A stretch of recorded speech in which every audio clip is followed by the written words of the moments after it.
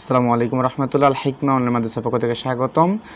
তো দেখেন, আজকে আমরা সপ্তম শ্রেণীর দাখিল সপ্তম শ্রেণীর আমরা কওয়াইদুল লুগাতুল আরাবিয়া এই বইয়ের আজকে আমাদের 12 নম্বর পর্ব। পূর্বের 11টা পর্ব দেওয়া হয়েছে, সেইগুলো আপনারা আমাদের ইউটিউব চ্যানেলের মধ্যে দেখবেন, প্লেলিস্টের মধ্যে দেওয়া আছে।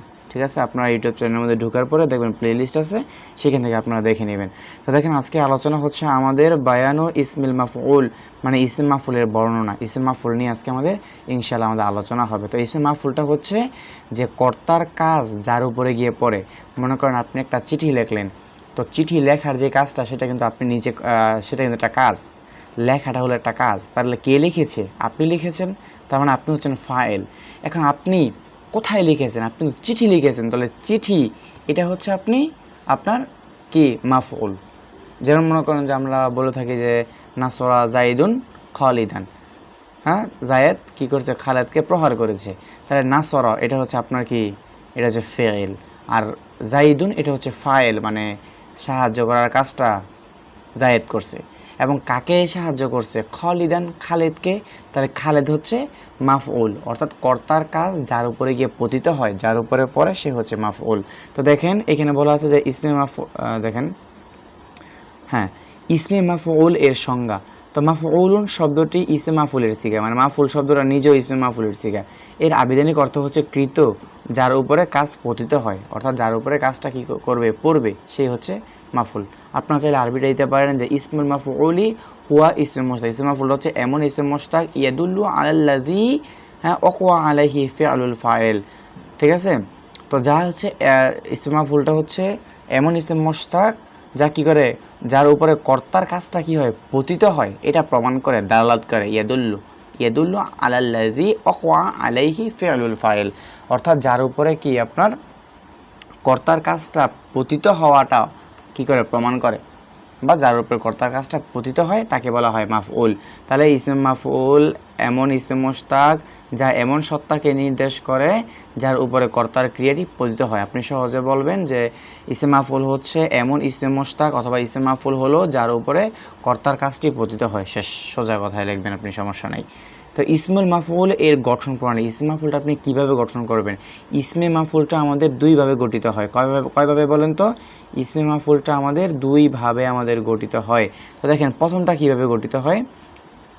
প্রথমটা হচ্ছে সুলাসে মুজারাত। তো সুলাসে মুজারাত মানে কি? দেখেন, সুলাসে মানে 3, মুজারাত মানে হচ্ছে অতিরিক্ত না হওয়া। তার মানে বুঝলাম 3 অক্ষরের অতিরিক্ত অক্ষর না হওয়া, অর্থাৎ 3 অক্ষর বিশিষ্ট। তো 3 অক্ষর বিশিষ্ট ফেইলে মুজারে থেকে মাফউলুন ওজনে গঠিত করবেন, এটা হচ্ছে প্রথম নিয়ম। কারণ আমাদেরকে বলছে ইসম মাফউলটা দুইভাবে গঠিত হয়, তাহলে দুইভাবের গঠিত হওয়ার মধ্যে প্রথমটা কিভাবে গঠিত হবে? প্রথম নিয়মটা কি? 3 অক্ষর বিশিষ্ট ফেইলে মুজারে থেকে মাফউলুন এর ওজনে গঠিত হবে। যেমন দেখেন ইয়াংসুর, এটা কিন্তু 3 অক্ষর, আলামতে মুজারটা আপনি এখানে বাদ দিয়ে দেন, তাহলে নুন সোয়াদ র, তাহলে অক্ষর কিন্তু 3টা। তার মানে 3 অক্ষর বিশিষ্ট ফেইলে মুজারে কিন্তু এইটা। এখন এইটাকে আপনি কি করবেন? মাফউলুন এর ওজনে আপনি নির্ণয় করবেন। তাহলে প্রথমে আপনি ইয়াটা বাদ দিয়ে দেন। ইয়াটা বাদ দেওয়ার পরে শুরুতে জবরযুক্ত একটা মিম নিয়ে আসবেন। আইন ফা কালেমা যেমন ছিল তেমন থাকবে। ঠিক আছে, এরপর হচ্ছে আপনার আইন কালেমায় পেশ দিবেন, আইন ও লাম কালেমার মাঝে একটা ওয়াও আনবেন, এবং লাম কালেমায় পেশ দিলে ইসম মাফউল কিন্তু গঠিত হয়ে যায়। অর্থাৎ ইয়াংসুরু এটাকে আমরা মাংসুরুন, এই যে মাফউলুন এর ওজনে মাংসুরুন, দেখছেন, মাফউলুন এর ওজনে মাংসুরুন। পরে ইফতাহু থেকে মাফতুহুন, এই যে মাফউলুন মাফতুহুন, মাফউলুন মাফতুহুন। ঠিক আছে, এইভাবে কি করবেন? গঠন করবেন। ঠিক আছে, ওকে। এবার দেখেন দ্বিতীয় যে নিয়ম, সেটা হচ্ছে আপনার সুলাসে মুজারাত ব্যতীত, অর্থাৎ 3 অক্ষরের অতিরিক্ত অক্ষর যদি হয়, 4টা অক্ষর হতে পারে, 5টা অক্ষর হতে পারে, অর্থাৎ 3 অক্ষরের অতিরিক্ত অক্ষর হলে আপনি কিভাবে ইসমে মাফউলটা আপনি গঠন করবেন। এখানে বলতেছে যে সুলাসে মুজারাত ব্যতীত অন্যান্য বাব থেকে তার ওজন পূর্বে বর্ণিত ইসমে মাফউল এর মতোই আলামতে মুজারে এর স্থলে একটি পেশ বিশিষ্ট মিম বসাতে হবে। অর্থাৎ বলতেছে আমরা ইসমে ফাইলটা যেভাবে গঠন করছিলাম, মুজারে মারুফ থেকে ইসমে ফাইল গঠিত হয়। তো মুজারে মারুফটা কি? মুজারে মারুফটা হচ্ছে আপনার মনে করেন যে ইয়াংসুরু, এটা হচ্ছে মুজারে মারুফের সিগা। এই যে দেখেন ইয়াংসুরু, এই যে ইয়াংসুরু, এটা কিন্তু মুজারে মারুফের সিগা। তাহলে এইটা থেকে আমরা কি করছিলাম? আমরা ফাইল গঠন করছিলাম। আমরা ইতিপূর্বে আমরা ফাইল গঠন করছিলাম, ফাইল গঠনের দুইটা নিয়ম। তো দেখেন প্রথমেই শুরুতে পেশ বিশিষ্ট একটা মিম আনতে হবে শুরুতে। এটা হচ্ছে আমাদের, এটা 3 অক্ষর, আমাদের 4 অক্ষর থেকে আনতে হবে, 4 অক্ষর। যেমন আপনার হচ্ছে, যেমন ধরেন আপনি সররফা ইউসর রিফু, এই যে ইউসর রিফু, ইউসর রিফু, এই যে ইউসর রিফু, ইউসর রিফু।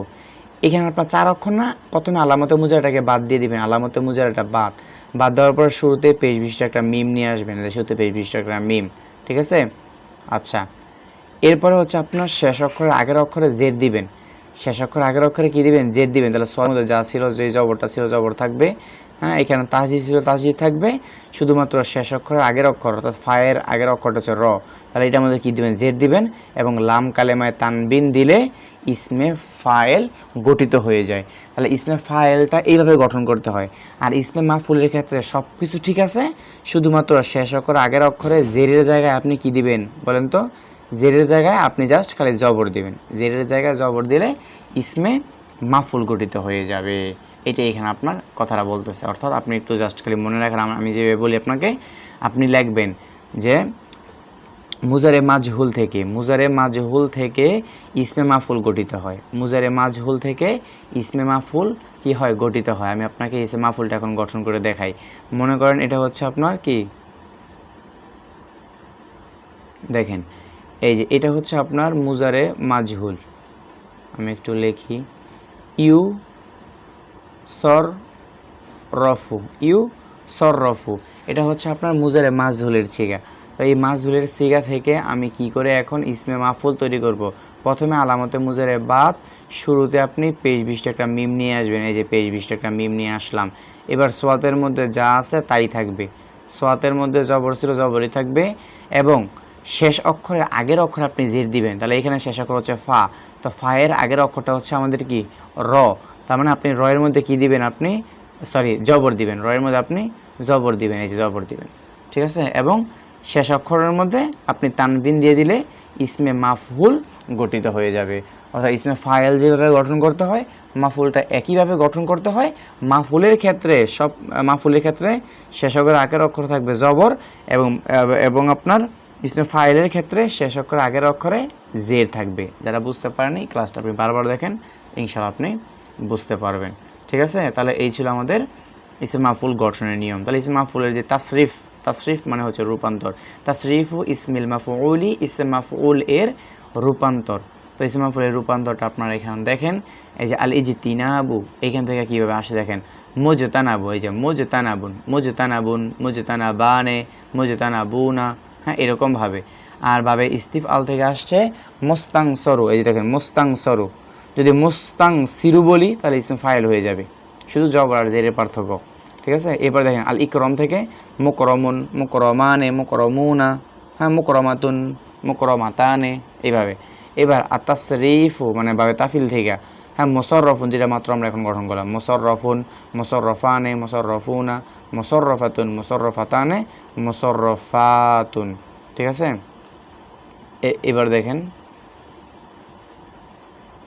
এবার হচ্ছে আল মোকা মানে বাবে মোফালা থেকে, তাহলে যে মোকতালুন, মোকতালানে, মোকতালুনা, এইভাবে, ঠিক আছে। আচ্ছা, তো এখন হচ্ছে আমাদের ইসমে জরফ। তো বায়ানু ইসমে জরফে এর বর্ণনা। তো জরফ মানে হচ্ছে আপনার স্থান বা সময়। জরফ মানে কি বলেন, জরফ মানে হচ্ছে আপনার স্থান বা সময় বোঝায় জরফ, ঠিক আছে। তো দেখেন জরফুন শব্দটি এক বচন, বহু বচনে জুরুফুন, এটা হচ্ছে বহু বচন, এর আবেদনিক অর্থ হচ্ছে পাত্র। জরফ মানে কি, পাত্র অথবা স্থান, জরফ মানে স্থান। এবার দেখেন জরফের পরিচয়টা আপনি কি লিখবেন, জরফ এর পরিচয়, ইসমু জরফি এর পরিচয় হচ্ছে, আপনি আরবিটা দিতে পারেন যারা আরবি দিতে চান, হ্যাঁ, হুয়া ইসমে মুশতাক ইয়াদুল্লু আলা মাকানি ওয়ুকুইল ফি'লি আও জামানিহি, এটা।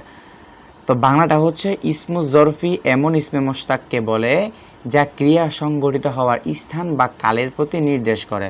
অর্থাৎ ইসমে জরফটা হচ্ছে যা কিনা ফেল সংগঠিত হওয়ার স্থান বা সময় বোঝায়। যা কিনা ফেল সংগঠিত হওয়ার স্থান বা সময় বোঝায়। যেমন জালাস্তু, আমি বসলাম, হ্যাঁ, আমাম আল মসজিদ, মসজিদের সামনে। এই যে মসজিদের সামনে, আমি কি এখানে স্থান বুঝাইছি না? এটা হচ্ছে আপনার কি জরফ। হ্যাঁ, অথবা আপনার কি সময় বুঝাবে, কি বুঝাবে? সময় বুঝাবে। ঠিক আছে, ওকে। এবার দেখেন জরফ দুই প্রকার। জরফ কয় প্রকার? খুব সহজে মনে রাখেন। জরফে জামান মানে স্থান বোঝাবে, জরফে মাকান মানে কাল বোঝাবে, কাল মানে সময় বোঝাবে। তাহলে জরফ দুই প্রকার। জরফ কয় প্রকার? জরফটা হচ্ছে দুই প্রকার। জরফ দুই প্রকার, জরফে জামান, জরফে মাকান। মাকান মানে স্থান, জামান মানে কাল বা সময়। ঠিক আছে, ওকে। এবার দেখেন জরফে জামান কাকে বলে, জরফুল মাকান কাকে বলে? যে ইসেম দ্বারা ক্রিয়া সংগঠিত হওয়ার স্থান বোঝাবে তাকে জরফুল মাকান বলা হয়। যেমন দেখেন মাসজিদুন, সিজদা করার স্থান। তো মাসজিদুন দ্বারা কি সময় বোঝায়? না, মাসজিদুন দ্বারা সিজদা করার স্থানটাকে বোঝানো হয়। তারপর হচ্ছে মুসল্লা, নামাজ পড়ার স্থান। মুসল্লা, মুসল্লি না কিন্তু মুসল্লা হবে। এবার দেখেন দুই নাম্বারটা, জরফুজ জামানি, যে ইসেম দ্বারা ক্রিয়া সংগঠিত হওয়ার মানে ফেলটা সংগঠিত হওয়ার সময় বোঝাবে তাকে জরফুজ জামানি বলে। যেমন দেখেন মাও ঈদুন, ওয়াদা করার সময়। তারপর হচ্ছে মারজাউন, ফিরে আসার সময়। হ্যাঁ, মাতলাউন, উদিত হওয়ার সময়, মাতলাউন। ঠিক আছে, অর্থাৎ সময় বোঝাবে। এবার দেখেন গঠন প্রণালী, আপনি কিভাবে জরফ আপনি গঠন করবেন। বলতেছে যে সুলাসে মাজিদ ফিতে ইসমে জরফ গঠন পদ্ধতি ইসমে মাফুল এর অনুরূপ। ঠিক আছে, সুলাসে মাজিদ ফি মানে কি? 3 অক্ষরের সাথে যদি অতিরিক্ত অক্ষর থাকে তাহলে আপনি ইসমে মাফুলটাকে যেভাবে গঠন করেন এটাকে আপনি সেভাবে গঠন করবেন। অথবা ফেলে মুজারের সিগা থেকে আলামতে মুজারেকে বাদ দিয়ে সেই স্থানে পেশ বিশিষ্ট একটা মিম নিতে হবে। ঠিক আছে, আর শেষ অক্ষরের পূর্বের অক্ষরে জবর দিবে, তাহলে আমাদের কি, এবং লাম কালেমায় তানবিন হবে, তাহলে আমাদের কি হবে? তাহলে আমাদের সেটা ইসমে জরফ বোঝাবে। ইসমে জরফ বোঝাবে। যদি 3 অক্ষর অতিরিক্ত অক্ষর হয় তাহলে এর গঠন পদ্ধতি ইসমে মাফুলের মতো, মানে মাফুলের যে সিগাটা এটার একই সিগা। ঠিক আছে, যেমন দেখেন ইয়া জেতামিউ, এটা কিন্তু আপনার মুজারের সিগা। তো এটা থেকে আপনার কি হয়েছে? মুজতামাউন। এই যে দেখেন মুজতামাউন, শুরুতে পেশ বিশিষ্ট মিম নিয়ে আসছে, আলামতে মুজাটাকে বাদ দিয়া শুরুতে পেশ বিশিষ্ট মিম, এবং শেষ অক্ষর আগের অক্ষরে কি দিছে? জবর দিয়েছে। তারপর হচ্ছে ইউসল্লি, মুজারের সিগা, এখান থেকে বানাইছে কি? মুসল্লা।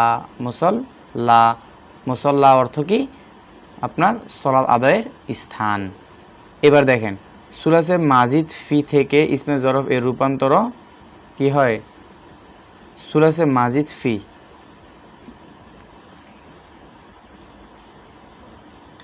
মাজিদ ফি থেকে ইসমে জরফ এর রূপান্তর ইসমে ফাইলের মতোই।